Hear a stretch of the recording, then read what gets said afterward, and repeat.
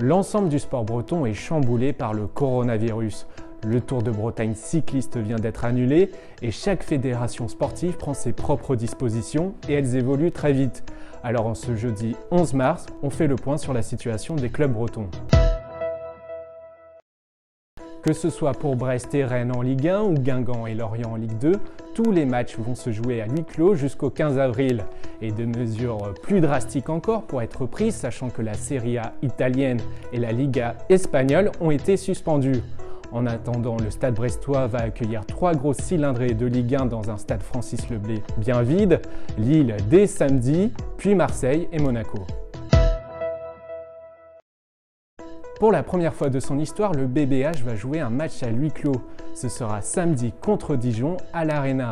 Compte tenu du décret, le BBH aurait tout de même pu accueillir jusqu'à 1000 personnes.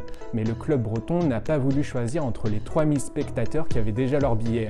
Sinon, le hand français est dans le flou. Pour le moment, la demi-finale de Coupe de France contre Metz et surtout le quart de finale de Ligue des Champions contre Rostov sont maintenus. Même si 2 matchs se tiennent ce week-end, la Pro D2 ne doit reprendre officiellement que le 27 mars.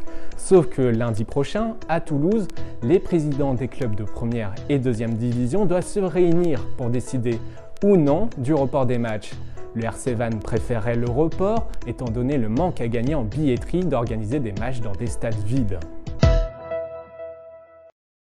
L'UJAP Quimper jouera ce vendredi contre Saint-Chamond, son dernier match avant un bon moment.